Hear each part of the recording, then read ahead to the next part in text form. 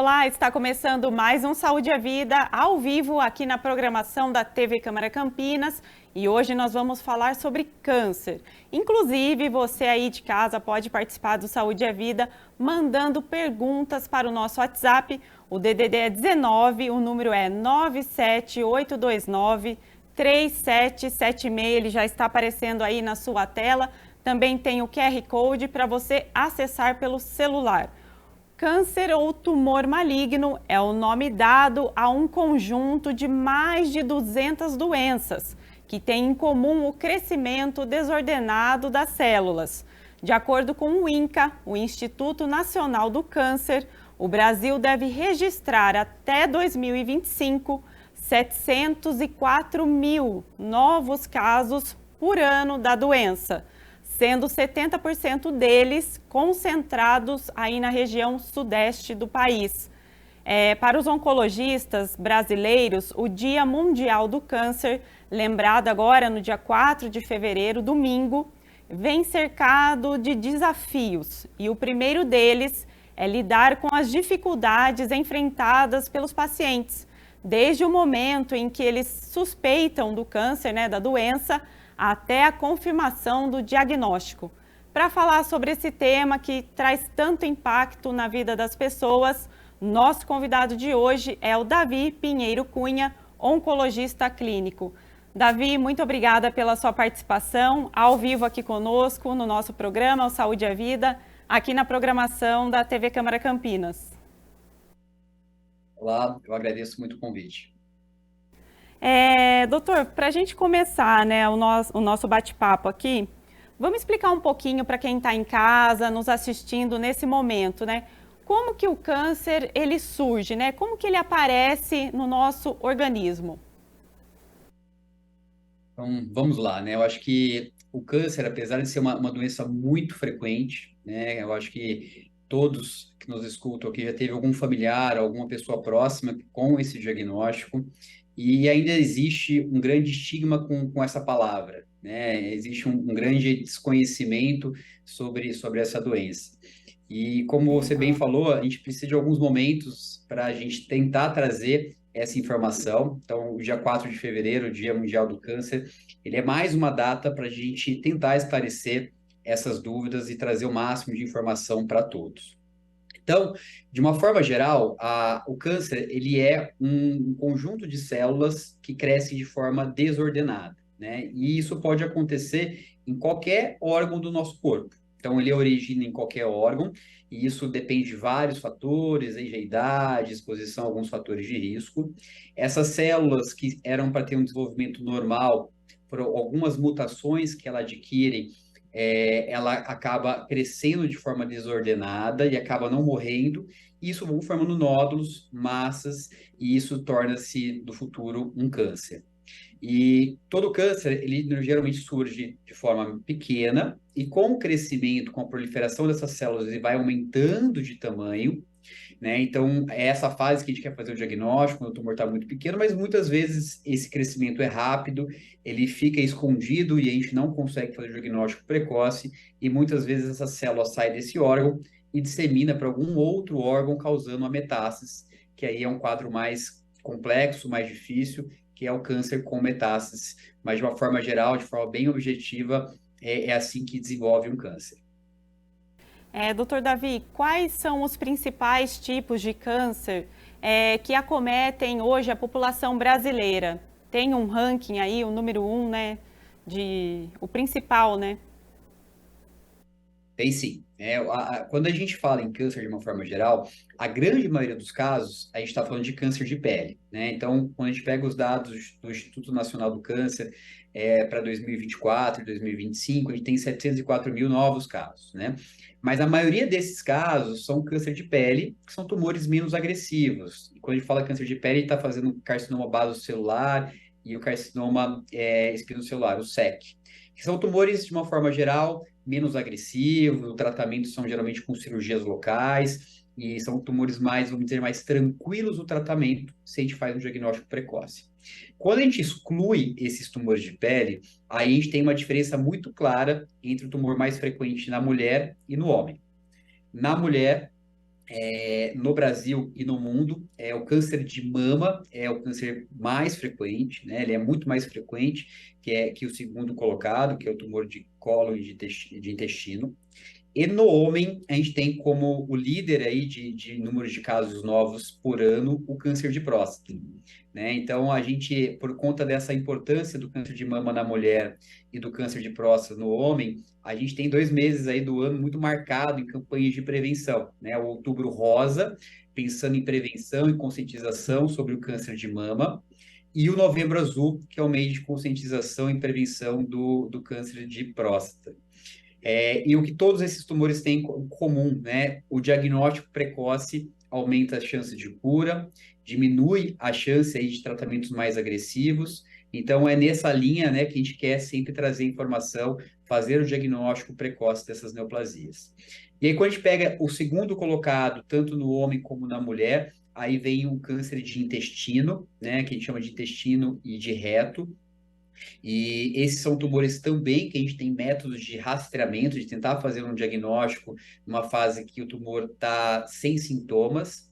E é um tumor que, como muitos dos outros, ele é um tumor muito evitável, né? Quase 30% dos casos poderiam ser evitados se a gente tivesse um estilo de vida saudável, realizar atividade física, evitar a obesidade, uma alimentação balanceada. E é nisso também que a gente acaba focando nessas datas, como que a gente consegue evitar, né, ou minimizar a chance de desenvolver um câncer. Doutor Davi, quais então seriam aqueles considerados mais graves, que realmente assim não tem muito o que se fazer, né? Então vamos lá, né? Todos os tumores malignos, e aí quando a gente fala em câncer maligno, são aqueles tumores que têm o potencial de causar metástases, né? Que é sair do órgão que ele originou e ir para um órgão à distância. Quando a gente fala em tumores mais frequentes, hoje realmente o câncer de mama é o tumor que hoje mora em incidência e que também aí traz para a gente um maior risco de morte, e o câncer de próstata para o homem. Não que ele seja o tumor mais agressivo, mas por conta da incidência, né, o maior número de casos, a gente tem uma grande taxa de mortalidade por esses tumores. Então, o que a gente sempre fala? No câncer de mama, né, a gente tem os métodos de rastreamento, que seria realmente realizar a mamografia a partir dos 40 anos. No câncer de próstata, a gente tem a orientação de realizar o exame de toque e o de PSA. E no câncer de intestino, a gente fazer o exame de colonoscopia, né, que é o exame mais indicado, a partir dos 45 anos. Então, esses tumores, eles são mais frequentes, então é muito comum também, muitas vezes, fazer o diagnóstico numa fase mais avançada, então são tumores com alta taxa aí de possibilidade de disseminação.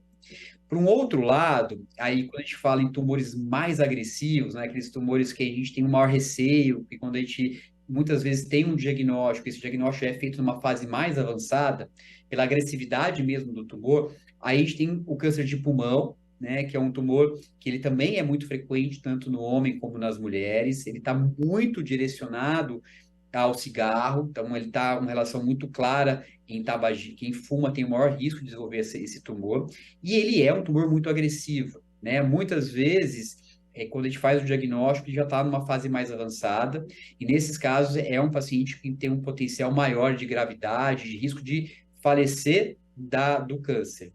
Né? E outro tumor que a gente, todo mundo fala e conhece pela agressividade é o câncer de pâncreas, né? Felizmente é um tumor muito menos frequente, mas é um tumor altamente letal. Então, letal é o quê? Aquele paciente que, quando a gente faz o diagnóstico desse tipo de tumor, mesmo com os avanços que a gente tem na medicina, na oncologia nos últimos anos, ainda são tumores muito desafiadores. Tumores em que a gente tem, mesmo usando toda a tecnologia, todos os tratamentos mais modernos, a gente ainda tem uma taxa de mortalidade, né, muito elevada pelo câncer de pâncreas, assim como o câncer de fígado, câncer de esôfago e de estômago. Então, são esses tumores que são menos frequentes, mas de uma forma geral, quanto à agressividade, são tumores realmente aí mais letais. Agora, doutor, eu queria que você explicasse um pouquinho para o pessoal que está em casa também sobre os tipos de câncer, né, que a gente tem. Então, vamos lá, né? Quando a gente fala em tipos de câncer, a gente, de uma forma, vamos dizer, bem, né, de diferente e objetiva. A gente pode dividir os tumores em tumores sólidos, e os tumores hematológicos, que hematológicos seriam os tumores do sangue, que a gente divide entre as linfomas e as leucemias. Esses tumores, o médico especialista que faz o tratamento e o cuidado é o hematologista, né? Quando a gente fala em tumores sólidos, são tumores que nascem em um órgão, né? E aí, como a gente acabou de comentar, mama, próstata, pulmão, o intestino e o fígado. Então, a gente tem essa grande diferença, esses dois grupos muito distintos de tumores, e os tratamentos são totalmente diferentes, tá? Aí, quando a gente pega entre os tumores sólidos, né, que é o que a gente faz no maior número dos casos na nossa rotina e no Brasil. Aí a gente tem essa lista dentre os principais que a gente acabou de comentar. Mama, próstata, intestino, pulmão, na mulher, o câncer de colo de útero, o câncer de estômago, o câncer de fígado. Então, são tumores que cada um deles tem sua particularidade. Significa o quê? Alguns tumores a gente tem um conhecimento muito mais claro de quais são os fatores de risco, o que a gente pode fazer para evitar. Alguns outros tumores a gente não tem muito o que fazer, porque ele tem uma relação direta com o envelhecimento. Então, o que é que acontece? Hoje a população mundial e a população do Brasil está envelhecendo. Isso é um fato. A gente vê cada mais pessoas vivendo mais anos de vida, e isso é ótimo, a gente quer viver cada vez mais. Porém, o maior fator de risco para todos os tumores, de uma forma geral, é o envelhecimento, é a idade. Então, isso é um dos grandes fatores por que a gente está vendo cada vez mais casos de câncer no mundo, porque as pessoas estão vivendo mais anos e isso leva a maior chance de desenvolver um câncer. Então, o que tudo tem em comum? A gente tem que tentar identificar fatores possíveis de intervenção para que a gente possa ter um hábito de vida mais saudável, evitar tais exposições, para a gente minimizar o desenvolvimento de um tumor. Coisas que a gente não consegue evitar, como idade, como histórico familiar, que são muito claro que quem tem um histórico familiar positivo para um câncer com um familiar de primeiro grau ou com a idade, isso vai levar ao maior risco de câncer. Mas a gente não consegue evitar, né? Tá ali numa uma coisa inevitável. Mas as outras coisas também são fatores de risco. Então, o principal fator de risco é o cigarro, né? Hoje é conhecido que o cigarro é a maior causa evitável de morte no mundo, né? Então é uma coisa que a gente sabe que causa um mal importante, mas mesmo assim a gente vê um grande número de pessoas fumando e felizmente o Brasil vamos dizer, é um exemplo para o mundo, porque a gente teve uma diminuição muito significativa de número de tabagistas pelas campanhas que foram feitas, mas ainda é um fator de risco muito importante. Outro fator de risco, o sedentarismo, a obesidade, o excesso de consumo de embutidos, né? Então, salame, presunto, excesso de carne vermelha, excesso aí de bebida alcoólica. Então, tudo isso são fatores evitáveis. E cada um desses fatores tem uma relação direta a um tipo de câncer e a outro, né? E o tumor de intestino e o tumor de estômago, como é um local que passa toda a parte de alimentação, passa a parte da ingesta de bebida alcoólica, é um fator de risco muito importante. Então, se a gente consegue ter um estilo de vida saudável que reduza a exposição a esses fatores, a gente consegue minimizar bastante o risco desses tumores. Doutor Davi, então as principais causas relacionadas ao câncer estão ligadas à alimentação, ao fator genético e aos hábitos que a gente tem no dia a dia, é isso? Perfeito. É exatamente isso, né? Se a gente for escolher assim, um fator principal de risco é a idade, né? Então é muito menos frequente a gente ver pessoas jovens com diagnóstico de câncer, tá? Então a idade é um dos fatores principais para todos os tipos de tumores, né? Um segundo fator é o componente genético, então a gente vê histórico familiar positivo, então uma mensagem muito importante para todos que estão aqui nos escutando. Se a gente tem o pai, a mãe, um irmão com algum diagnóstico de um câncer, a gente vai ter que realmente se cuidar mais. E se cuidar é ter um estilo de vida saudável, mas também fazer avaliação médica, fazer os exames de rotina. A gente tem um pensamento que a questão de hereditariedade, os tumores genéticos são muito frequentes, mas não são. Menos de 10% está relacionado com fatores genéticos, hereditários. Mas quando tem esse fator hereditário associado, é muito frequente tumores em pessoas mais jovens, em pessoas mais novas. Então, isso é um outro fator.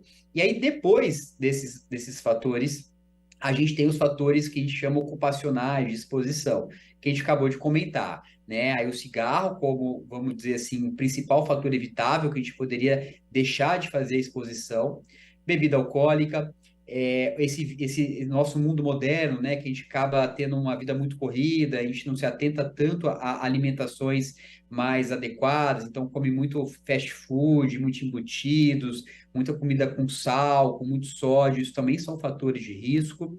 A gente deixa de lado, muitas vezes, a atividade física, e a gente sabe que a atividade física é um fator de proteção para quase todos os tumores, então fazer atividade física, além de conseguir manter o peso, né, que também é minimiza um fator de risco, ele tem outros benefícios, então isso também deve ser recomendado. Né? Então, basicamente, são esses fatores principais que a gente tem que evitar. E outra coisa que a gente tem que sempre incentivar é acompanhamento com o médico, né? O médico para que faça os exames de acompanhamento, que são exames de rastreamento. E aí, quando a gente fala em rastreamento, são aqueles exames preventivos. Então, a mulher faz a mamografia, o homem faz o PSA, tanto o homem como a mulher faz a colonoscopia, o Papa Nicolau na mulher. E esses exames a gente faz na pessoa que está assintomática, aquela pessoa que não está sentindo nada. Então, para ele fazer esse exame, ele precisa estar passando por um médico, né? Porque o médico, ó, esse exame é adequado para a sua faixa etária, é adequado pelo seu histórico e você precisa fazer. Então, novamente, a gente reforça esse dia 4 de fevereiro, que a principal mensagem, talvez mais importante de todas, é a necessidade da gente se cuidar e de se fazer esses exames preventivos. Doutora, eu até ia comentar sobre isso, exatamente, que muitas pessoas não sentem nada e depois descobrem que já estão com um tumor já em estágio já avançado e é praticamente assim, uma sentença aí declarada, né? Então, como evitar isso, né? Seria por meio desse diagnóstico precoce, indo frequentemente ao médico, fazendo essas consultas? Não, perfeito. É isso. A gente gostaria de evitar todos os casos de câncer. Isso é impossível, né? Como a gente comentou, tem alguns fatores que a gente não consegue controlar, mas existem uma grande porcentagem de tumores, fatores que são possíveis evitar a exposição, né? Então, é dessa forma que a gente consegue minimizar a chance de desenvolver o tumor. Então, a mensagem é não esperar aparecer um nódulo, não esperar ter um sintoma, não esperar que a gente tenha um sintoma que faz 1, 2, 3, 4 semanas, 6 semanas, 2 meses, para procurar um médico, né? Então, algum sintoma que tenha 14 dias, 21 dias, que persiste, que não está melhorando, isso precisa ser investigado, né? E por quê? Quanto mais precoce é essa investigação, na grande maioria das vezes não é câncer, então não é a gente não passa uma mensagem aqui para as pessoas acharem que tudo é câncer, não é. A grande maioria das vezes esses sintomas não têm relação com câncer, mas o mais importante é a gente saber o que está acontecendo, né? E para saber o que está acontecendo, precisa investigar. E aí, uma investigação adequada acaba se fazendo um diagnóstico precoce. E aí, o diagnóstico precoce é o segredo da cura, né? Então, quando a gente fala em câncer, o segredo para ficar curado com maior probabilidade é fazer o diagnóstico precoce. Porque nessa faixa, por exemplo, quando a gente pensa em câncer de mama, câncer de próstata, câncer de intestino, a gente consegue curar acima de 80, 90% das vezes se a gente faz um diagnóstico precoce. Se a gente deixa isso para frente, espera esse tumor aumentar, a chance de cura diminui de forma muito significativa. E a gente não fala só em cura, né? Muitas vezes, quando a gente pensa na mulher, né? Quando tem uma lesão na mama, se a gente espera esse tumor aumentar de tamanho, a cirurgia que é feita é uma cirurgia maior, uma cirurgia mais radical, né? Uma mastectomia. Muitas vezes, o fato do tumor estar maior, que além de fazer uma cirurgia mais agressiva, a gente tem que associar quimioterapia. Além disso, um tempo maior de terapias hormonais. Então, a gente mesmo fazendo um tratamento mais agressivo, mesmo assim a chance de cura é menor. Então, por isso que a gente fala que o diagnóstico precoce é realmente ali a ferramenta, a arma principal para a gente curar do câncer. Exatamente, é fundamental. Agora, sobre os sintomas e sinais que o corpo vai dando aí quando a pessoa já está com alguma coisa errada, né, no organismo. Quais seriam esses sinais para o pessoal ficar atento em casa, né, começar a observar mais o corpo e procurar mesmo um médico, um especialista? Então, vamos lá, né? Cada tumor, ele tem uma particularidade, um sintoma mais específico, né? Então, não tem como a gente falar todos, mas eu acho que seria interessante a gente falar dos principais, né? Para que as pessoas aí tenham uma atenção especial para esses sintomas sendo os principais tumores. Então, quando a gente pensa na mulher, quando a gente pensa no câncer de mama, o principal sintoma é relacionado à nodulação na mama, né? Então, você percebe um nódulo, pode ter uma dor mamária, pode ter uma saída de secreção, sangue ali para a auréola, pode ter alguma íngua palpável na axila.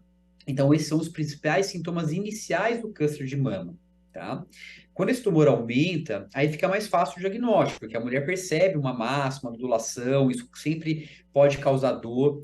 E muitas vezes, quando a pessoa demora para o diagnóstico, a gente pode ter os sintomas da metástase, que o câncer de mama muitas vezes causa metástases para os ossos. Então, aquelas dores que não melhoram na coluna, aquelas dores que acordam à noite com a dor. Então, essas dores persistentes que te acordam à noite são sempre sintomas que merecem atenção. Quando a gente fala em câncer de próstata, é um desafio o diagnóstico precoce, porque na grande maioria das vezes, na fase inicial, esse é um tumor silencioso, porque ele aparece na parte periférica da próstata. E aí, muitas vezes, ele não causa sintoma nenhum. Então, por isso que a gente reforça a importância dos exames preventivos. Mas quando ele vai crescendo, ele vai ficando maior, ele pode causar sintomas para dificuldade de urinar, tá? Mas até para acalmar a maioria das pessoas, homens que estão escutando aqui, a maioria das vezes, quando a gente tem dificuldade de urinar, a gente está falando de hiperplasia da próstata, que é uma próstata grande e não tem relação com o tumor, tá? Então, não se preocupe se está com dificuldade de urinar, é muito frequente isso ter após os 50 anos e vai ter todo homem um pouquinho dessa dificuldade com o tempo, mas lembrando que isso precisa ser investigado, que muitas vezes é algo benigno, fácil de tratar, mas pode estar escondido um tumor ali, então deve ser investigado. E um outro tumor que foi muito comentado até nos últimos anos, que é o tumor de intestino, a gente teve o caso do Pelé, teve o caso de alguns famosos, até mais jovens, a Simone, pessoas jovens que tiveram esse diagnóstico, que é o câncer de intestino. Ele também é um tumor silencioso no começo, mas com o tempo ele pode dar dor abdominal, alteração, né, para a gente evacuar, para a pessoa conseguir fazer cocô, pode ficar com o intestino preso ou com o intestino solto, tá? Sangramento nas fezes, o emagrecimento sem causa aparente. Então, tudo isso pode ser fator de risco e a gente precisa investigar se você estiver sentindo esses sintomas. Tá bom? Então, de uma forma geral, são esses os principais sintomas que todos aqui que estão escutando precisam ficar atentos e procurar um médico caso esteja acontecendo. Doutor, com esse aumento de número de casos de câncer até 2025, você acredita que é preciso uma nova forma aí do SUS lidar com essa doença? É uma coisa que a gente já está percebendo, né, de forma mundial, um aumento do número de casos de câncer, como a gente comentou, o envelhecimento é um dos fatores. Felizmente, a gente tem, de uma forma geral, no mundo e no Brasil, uma diminuição na mortalidade. Então, o que que significa isso? A gente está aumentando casos, mas provavelmente a gente está tratando melhor essas pessoas. Tanto pelo diagnóstico precoce, mas também pelas novas formas de tratamento, né? Então, temos hoje tratamentos muito mais modernos, desde cirurgia, de quimioterapia, imunoterapia, que são formas mais modernas de tratamento. Então, isso a gente está conseguindo aumentar a nossa chance, né, nossa taxa de cura. Então, isso já está mudando no nosso cuidado do paciente com câncer ou com eventual risco de desenvolver o câncer.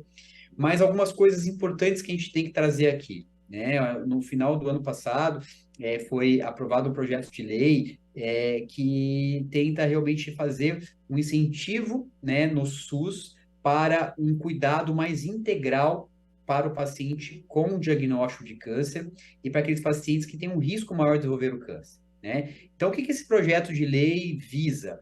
A gente tentar trazer um cuidado mais integral para todos, desde reduzir o número de casos novos, então reduzir a incidência, diminuir a mortalidade pelo câncer, trazer maior qualidade no tratamento, né? E qualidade que a gente fala em métodos de cirurgia, de tratamento e qualidade de vida para esse paciente, e cuidados de prevenção, né? Que são aí realmente incentivar os exames preventivos, incentivar a população a ter hábitos de vida saudável. Então, esse projeto de lei tenta de uma forma integral, né? Desde o diagnóstico, o tratamento, medidas de prevenção, levar para a população a importância desse cuidado. E mais importante ainda, né? Quando a gente tem hoje o diagnóstico do câncer, o que a gente vê muitas vezes no Sistema Único de Saúde, uma demora muito grande até para fazer o diagnóstico. Então, a gente fala que, se você sentir um nódulo na mama, você tem que procurar o médico. Na teoria parece algo mais simples, né? Mas na prática, na população que não tem acesso, muitas vezes, a um convênio, procurar o médico não é tão rápido assim, né? Tem que passar no posto de saúde, do posto de saúde ele faz uma avaliação, pede um exame, depois encaminha para o especialista, depois você vai para uma cirurgia. E o grande problema hoje disso é a demora nessas etapas, né? Muitas vezes, do diagnóstico até o tratamento e depois ao acompanhamento com o oncologista, o segmento, a pessoa fica muito tempo perdido aí nesse fluxo por diversos motivos, né? Algumas cidades é mais difícil você fazer a biópsia, algumas cidades é mais difícil você conseguir achar um cirurgião para operar, não tem um centro de oncologia próximo. Então, esse projeto de lei tenta minimizar esses gargalos, tentar fazer um tratamento mais uniforme, identificar de forma rápida onde a gente está falhando, para que a gente consiga de forma rápida agir e trazer um cuidado melhor para esses pacientes. E sempre visando na prevenção e no diagnóstico precoce, que é o que a gente sempre reforça. Doutor, você como especialista, né, você acredita que com esse projeto, essa política, vai ser mais fácil os pacientes terem aí a chance de ter um diagnóstico precoce, ter acesso a tratamentos mais modernos e eficazes? Sim, com certeza, se isso realmente sair da teoria e tornar-se algo prático, né, do mundo real.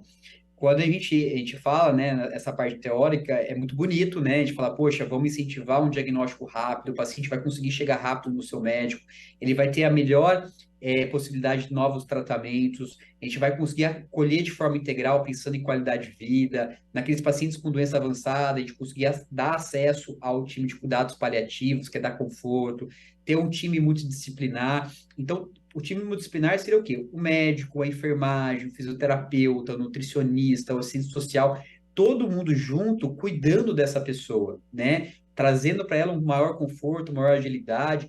Então, realmente é algo que chama atenção, brilha aos olhos que isso realmente é possível funcionar. Com certeza, se funcionar, vai trazer um impacto positivo muito grande para a nossa população assistida no Sistema Único de Saúde. Mas o meu maior receio, minha maior preocupação é se isso, do ponto de vista prático, realmente vai funcionar, né? Então, eu acho que é importante todos aqui saber que existe esse projeto de lei. A gente está aqui para cobrar as pessoas, né, os nossos políticos, que isso existe e a gente quer receber esse cuidado, a gente precisa receber esse cuidado, mas a gente sabe das dificuldades. Isso exige um dinheiro muito grande, um investimento muito grande, exige uma dedicação muito grande, existe mão de obra para isso, então tem que ter hospitais, tem que ter um fluxo relacionado ao posto de saúde, time de oncologistas, de cirurgiões, para que a gente consiga fazer isso. Então, essa integração, tirar isso do papel e realmente efetivar do ponto de vista prático, eu acho que vai ser o nosso maior desafio, mas eu acho que é algo, né, que traz para a gente uma boa perspectiva para o nosso futuro no tratamento do paciente oncológico. Doutor Davi, quero agradecer sua participação ao vivo aqui no nosso programa, no Saúde e Vida. Muito obrigada por sua disposição e por compartilhar tanta informação assim importante, né, para o pessoal de casa. Eu que agradeço a oportunidade e até a próxima. Até. No próximo bloco, o tema será sobre o Dia Mundial do Câncer e a campanha global por cuidados mais justos. Agora nós vamos para um rápido intervalo e já voltamos.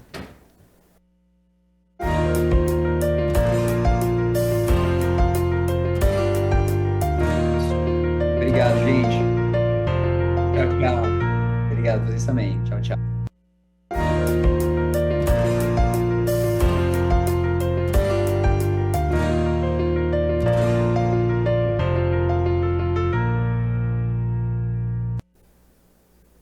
Estamos de volta e no programa de hoje nós estamos falando tudo sobre o câncer. Lembrando você aí em casa que o nosso WhatsApp para você participar é o 19 97 829 3776. Já está aí na sua tela o número todo certinho. E também você pode acessar o nosso número pelo QR Code que está aparecendo aí para você também. A gente sabe, né, que estamos falando sobre o câncer, que é a segunda principal causa de morte em todo o mundo. A cada ano, novas formas de diagnóstico e tratamento, e além de prevenção, estão surgindo por conta do avanço da ciência e das novas tecnologias. Só que a grande questão é a seguinte, né? Todas as pessoas terão acesso a esses cuidados e de forma adequada? Por isso, para marcar o Dia Mundial do Câncer, que será neste dia 4 de fevereiro, a União Internacional para o Controle do Câncer lançou a campanha global por cuidados mais justos. Para abordar esse assunto, a nossa convidada é a Helena Esteves, coordenadora de Advocacy do Oncoguia. Helena, muito obrigada pela sua participação ao vivo aqui no nosso programa, no Saúde à Vida, na programação da TV Câmara Campinas. Boa tarde, obrigada pelo convite e por pautarem nesse tema tão importante agora, com essa data internacionalmente importante para a gente, né? Exatamente. Helena, vamos começar falando então o que é essa campanha e qual que é o principal objetivo dela. Legal. Acho que a gente tem, assim, no mundo inteiro, o câncer é uma questão de saúde muito importante, né? É a segunda doença que mais mata no Brasil e no mundo. É uma doença que realmente está chegando perto de todo mundo, né? Quem não conhece alguém que tem câncer, um familiar, ou é de fato um paciente, né? Então, é uma questão de saúde que realmente a gente cada vez mais precisa priorizar. Pensando nisso, foi definida essa data mundial do dia 4 de fevereiro, todos os anos, então é quando realmente toda a comunidade que atua de alguma forma na oncologia, seja como paciente, seja como médico, profissional de saúde, como familiar, a gente para discutir, para olhar quais são os cuidados e como está avançando o cuidado com a pessoa com câncer, né? E aí a UVCC, que é então essa união internacional, né, que olha para a questão do controle do câncer, ela já vem trazendo essa provocação, então, de cuidados mais justos, né, como você falou, para a gente olhar para as desigualdades sociais e como elas impactam a condição da pessoa em relação a como ela vai conseguir cuidar da saúde dela, qual que vai ser o tratamento que ela vai conseguir acesso ou não. A gente sabe que tem muita coisa nova chegando, tem muita esperança vindo através das pesquisas clínicas, dos estudos, dos novos tratamentos, mas infelizmente isso ainda fica muito longe da realidade de várias pessoas. Isso devido a diversas desigualdades sociais, o que a gente fala de determinantes sociais, né? Onde você mora, qual que é a sua renda, a sua escolaridade, a sua raça, cor, isso tudo ainda, infelizmente, impacta sim em qual tratamento você tem acesso, em como você consegue cuidar da sua saúde. Então, um pouco para a gente olhar também como essas questões que não deveriam afetar a saúde das pessoas, mas elas sim afetam, como a gente consegue diminuir essas desigualdades para que sim as pessoas tenham acesso ao tratamento mais efetivo e eventualmente a cura também do câncer, né? Exatamente. Qual então a importância, né, das pessoas se conscientizarem sobre o câncer? Eu acho que é muito fundamental, né, a gente está falando sobre esse tema aqui e as pessoas aí terem cada vez mais acesso a essas informações. Claro que assim, com informação aí a gente consegue trabalhar, a gente expande os nossos horizontes, né? Então, quanto mais informação a gente conseguir, informação de qualidade, a gente conseguir levar para as pessoas, melhor vai ser, melhor ela vai poder cuidar da sua saúde também. Então, acho que a gente tem algumas questões importantes quando a gente fala de câncer, né? Que é manter um estilo de vida saudável no geral, manter um peso adequado, se alimentar bem, evitar produtos ultraprocessados, né? Enfim, com altos teores aí de gordura, sódio, açúcar, fazer atividade física, conhecer seu histórico familiar, se, né, outras pessoas da sua família tiveram câncer, é importante investigar isso, é importante entender se de fato você tem uma questão genética ali que pode aumentar a sua chance de desenvolver um câncer. E, claro, também os clássicos, né? Evitar fumar, evitar beber em excesso. Todas essas práticas, elas são importantes para você manter um estilo de vida saudável. E a gente fala que no oncoguia, né? Antes, durante e depois do câncer. Então, antes, claro, né? Para você prevenir, para você evitar que você tenha um câncer, mas durante, mesmo depois, né, de, poxa, já é uma pessoa que é paciente, enfim, também é importante a gente olhar para todas essas questões. E, claro, a questão da informação, ela é ampla também quando a gente fala de acesso a direitos, né? Então, a gente tem uma série de direitos à saúde, o próprio direito à saúde está na nossa Constituição, é um direito de todos os cidadãos, e a partir do momento que a gente conhece também esse direito e a gente sabe como acessá-lo, a gente também consegue lutar por ele melhor, né? Então, a gente tem direito, sim, a um tratamento digno, a um tratamento efetivo, a gente tem direito a um tratamento humanizado, né? Que é quando a gente realmente consegue enxergar a pessoa para além da doença. Ela é uma pessoa com várias necessidades, enfim, com uma vida inteira ali por trás. Então, é importante a gente conhecer também todos esses direitos para conseguir lutar por eles, para conseguir acessar também essa saúde de qualidade, né? Essa equidade no tratamento em saúde. Helena, a gente sabe que o diagnóstico precoce, ele é essencial, né? E para você começar a prevenir, a prevenção ou até mesmo a cuidar, né? Se tiver uma doença. Mas por que que isso ainda é um desafio muito grande? A gente tem uma série de fatores que culminam nesse diagnóstico tardio ainda, né? E claro que isso vai variando muito de acordo com o tipo de câncer. Acho que acesso à informação é um ponto importante. As pessoas ainda têm muita dúvida, né, de como se cuidar melhor, de o que realmente é uma informação falsa ou não, no mundo de fake news hoje em dia, né, em que a gente tem tanta informação errada realmente, né, sendo transmitida e sendo compartilhada por aí. Então, informação de qualidade, com certeza, é um fator importante, mas a gente também precisa ter acesso aos equipamentos de saúde, né, aos serviços de saúde. Então, a gente tem hoje, por exemplo, a mamografia, que é a principal forma de identificação do câncer de mama no início, né? A gente tem um exame anual que deve ser feito, ou a cada 2 anos de mamografia, em mulheres a partir dos 50 anos. Mas a gente tem uma dificuldade das pessoas conseguirem acessar isso. Onde tem um mamógrafo? Quando tem um mamógrafo, muitas vezes o equipamento está quebrado, ou não tem um médico para te consultar depois que você faz, de fato, o exame. Então, a gente tem essas dificuldades de acesso, né? Essas barreiras de acesso, que também impactam desde o momento do diagnóstico, né? Desde essa prévia de você conseguir descobrir o câncer. Então, essas barreiras de acesso, essas dificuldades e as desigualdades sociais fazem gritar ainda mais essas barreiras de acesso, ainda impactam muito e o diagnóstico precoce acaba sendo deixado de lado e a gente vê cada vez mais casos avançados chegando por causa dessas inúmeras barreiras. A pessoa demora mais a conseguir realmente chegar e aí, eventualmente, começar o tratamento, né? Inclusive, Helena, tem fatores de renda, moradia, raça e educação que impactam, né, diretamente aí na busca e no acesso a um cuidado precoce e efetivo do câncer, não é mesmo? É verdade.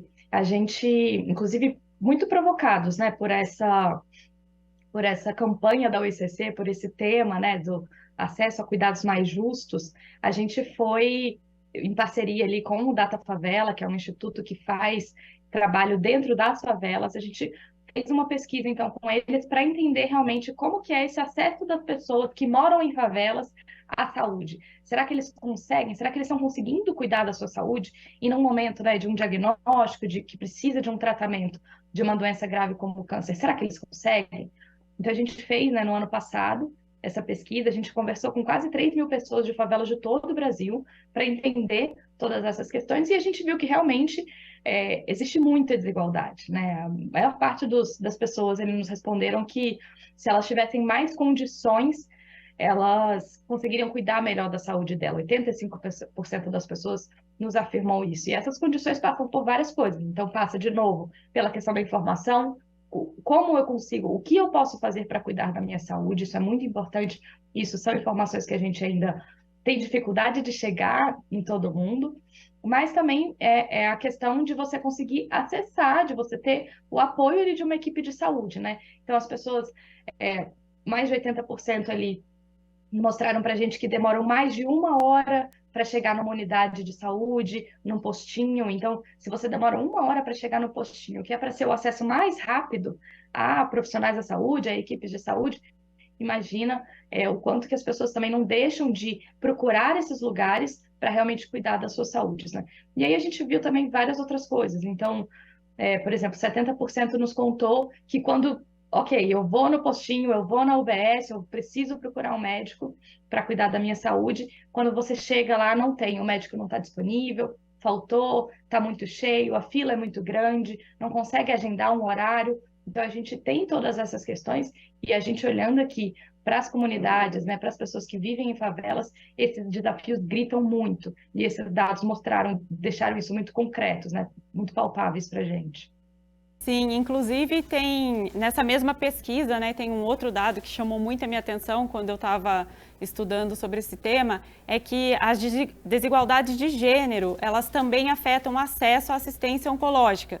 Segundo a pesquisa, 44% das mulheres com filhos concordam que se tivessem com quem deixar as crianças, poderiam cuidar melhor da saúde. Então é muito preocupante isso, né? Com certeza.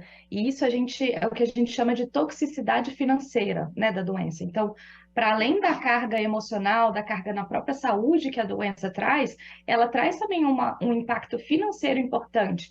Então, né, a pessoa vai precisar comprar remédio se ela não conseguir acessar isso fácil no serviço de saúde, ela vai precisar olhar melhor para a alimentação dela, então isso passa também por alimentos, normalmente os alimentos mais saudáveis, eles são mais caros, isso tem um impacto no orçamento daquela família também, e outras necessidades como essa. Então, poxa, eu sou uma mãe solteira, né, a gente sabe que a realidade brasileira, isso é muito frequente, né, mães solo, chefes de família, e que não tem com quem deixar seu filho, precisaria pagar uma pessoa para ficar ali com o seu filho para conseguir cuidar da sua saúde, mas é uma pessoa que não consegue, não tem essa condição. Então, isso tudo também vai aumentando ali a carga da doença e vai fazendo com que essa pessoa consiga cuidar menos da própria saúde, né? Ela precisa olhar para o filho, ou então em casos de mulheres, né, famílias que precisam cuidar dos pais idosos, e ela também não tem com quem deixar os pais idosos, como que ela vai sair para ir numa consulta, para ir fazer um tratamento? Então, enfim, isso tudo aumenta consideravelmente a carga da doença e faz com que a pessoa não consiga cuidar inteiramente da sua saúde nesse momento que ela precisaria tanto, né? Então, isso tudo são esses desafios, essas desigualdades sociais gritando aqui para a gente, né? Helena, e você acredita que teria algum caminho aí para minimizar esses fatores? Com certeza, assim, problemas complexos demandam também soluções complexas, né? Não é uma única solução, mas acho que tem uma série de coisas aí que a gente precisa começar a fazer mais para que essas pessoas tenham melhor acesso à saúde. Então, claro, informação de qualidade ela é um pilar muito importante, mas a gente precisa que quando você chega, quando a pessoa procura o postinho de saúde, procura uma OBS, o médico tem que estar lá, o médico tem que estar disponível, a gente precisa ter mais disponibilidade dos exames, né? Não pode ter, poxa, eu consegui um espacinho aqui na minha agenda, consegui uma folga do trabalho para eu ir lá fazer minha mamografia e quando chega na unidade de saúde, o mamógrafo está quebrado. Isso não pode acontecer, né? Já é tão difícil que a gente consiga, de fato, acessar, de fato, procurar esses serviços de saúde, então a gente precisa que eles estejam mais disponíveis para as pessoas também. E isso, com certeza, a gente já teria um ganho enorme de saúde por todo o país, né? Exatamente. Eu gostaria que você falasse um pouquinho, para quem está em casa nos acompanhando, nós estamos ao vivo aqui na programação da TV Câmara Campinas. Eu queria que você falasse um pouco sobre o trabalho da Oncoguia, né? O que as pessoas podem encontrar, passar o endereço para quem ficou curioso e quiser acessar. Claro. Bem, o Oncoguia é uma ONG, então, de apoio a pacientes oncológicos. A gente tem um portal é oncoguia.org.br, e lá a gente tem uma série de informações, desde, né, sobre o câncer, sobre o diagnóstico, tipos de tratamento, os direitos dos pacientes oncológicos. Então, quem está começando, iniciando, ou quem já faz parte desse mundo do câncer, fica à vontade, né, pode acessar. A gente tem muita informação de qualidade por lá. A gente também tem um telefone 0800 para as pessoas nos ligarem, para elas conseguirem também ter apoio, acolhimento, tirarem dúvidas. A gente sabe que nesse momento pode surgir muita dúvida, né? É um momento que surge muita dúvida no diagnóstico do câncer. Então a gente também tem esse canal de atendimento das pessoas. Lá no site a gente tem tanto o telefone quanto um espaço para você mandar por WhatsApp ou por e-mail para a gente também. E a gente tem um pilar forte do Oncoguia, né, para além da questão da informação e do apoio e acolhimento do paciente, a gente também traz aqui o braço do advocacy, que é o braço da política pública, de olhar para esses desafios, então, e realmente levar para as nossas autoridades para que a gente tenha políticas públicas mais efetivas. Então, a Oncoguia trabalha um pouco aí nessas 3 principais áreas, claro que tem bastante coisa aqui por trás para a gente conseguir chegar nisso. Já há 15 anos, esse ano a gente completa 15 anos de trabalho, e a gente está aqui, o que a gente fala, né, com você e por você, para apoiar os pacientes e para estar juntos nessa jornada aí de muitos altos e baixos, mas para fazer com que ela seja um pouquinho mais tranquila para quem está atravessando tudo isso. Tá certo, Helena. Muito obrigada pelas suas informações, por passar aí o endereço do site, né, para o pessoal que está em casa e quiser pesquisar mais sobre o assunto. Muito obrigada mesmo. Obrigada, boa tarde. Uma boa tarde para você também. Estamos encerrando então mais um Saúde é Vida. Eu agradeço o pessoal que está em casa pela companhia, e todos os programas você pode conferir no YouTube da TV Câmara Campinas, e também não se esqueça de nos acompanhar nas redes sociais. Tenham todos uma ótima tarde e até o próximo Saúde é Vida.